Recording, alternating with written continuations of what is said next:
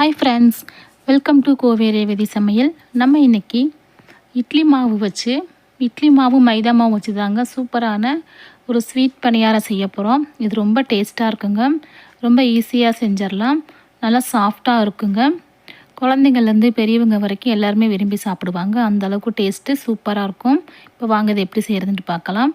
இட்லி மாவு ஒரு 2 கப் எடுத்து வச்சுருக்குறாங்க. புளிச்சது புளிக்காதது எது வேணாலும் சேர்த்துக்கலாம். இது கூடவே ஒரு 3/4 கப் சர்க்கரை சேர்த்துக்கலாம்.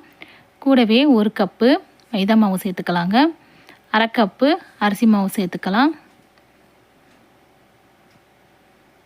கொஞ்சமாக ஆப்ப சோடா சேர்த்துக்கலாம். ஏலக்காய் பொடி கொஞ்சம் சேர்த்துக்கலாங்க. இது எல்லாத்தையும் நல்லா ஒன்று போல் கலந்து விடலாம். 2 கப்பு இட்லி மாவு, 1 கப்பு மைதா, 1/2 கப்பு அரிசி மாவுங்க. இப்போ எல்லாத்தையும் நல்லா ஒன்று போல் கலந்து விடலாம். இப்போ இதில் கொஞ்சம் கொஞ்சமாக தண்ணி சேர்த்துட்டு நம்ம அந்த மாவு பிசைஞ்சுக்கலாங்க. ஏன்னா இட்லி மாவில் கொஞ்சம் ஈரத்தன்மை இருக்கும். அதனால் நம்ம கொஞ்சம் கொஞ்சமாக தண்ணி சேர்த்துட்டு மாவு பிசைஞ்சுக்கலாம். மாவு நல்லா லூஸாக இருக்கணுங்க. ரொம்ப கெட்டியாகவும் இல்லாமல் தண்ணியாகவும் இல்லாமல் இட்லி மாவு பதத்துக்கு இருந்தால் போதும்.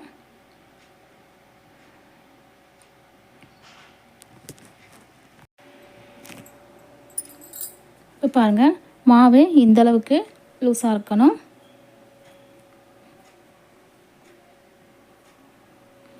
நம்ம கிள்ளி போடுற மாதிரி இருக்கணுங்க.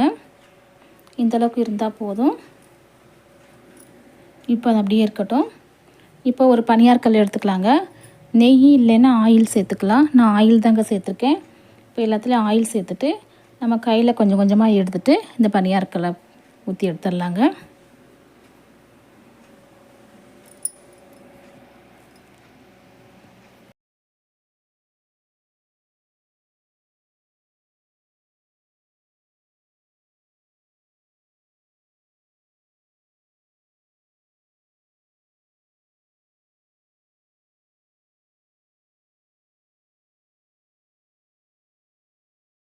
இப்போ எல்லா பக்கமும் எண்ணெய் விட்டுறலாம்.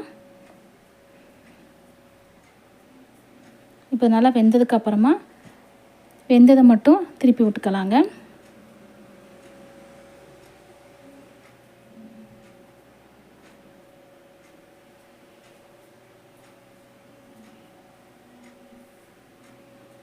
மறுபடியும் கொஞ்சம் ஆயில் சேர்த்துக்கலாம்.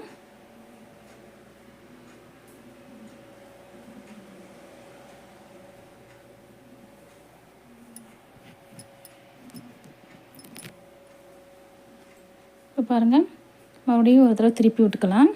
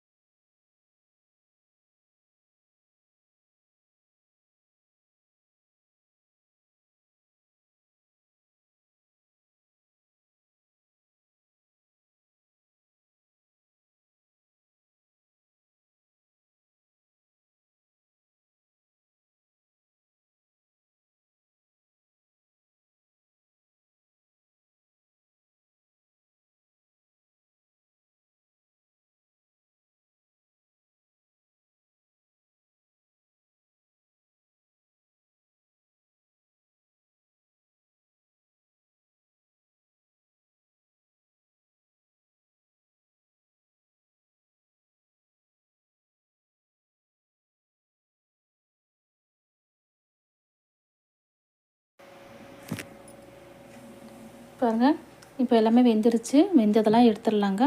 அவ்வளோதாங்க, சூப்பரான பணியாரம் ரெடி ஆயிடுச்சுங்க. ரொம்பவே ஈஸியாக செஞ்சிடலாம். கண்டிப்பாக நீங்கள் இதை ட்ரை பண்ணி பாருங்கள். ரொம்ப நல்லாயிருக்கும். Okay friends, thank you.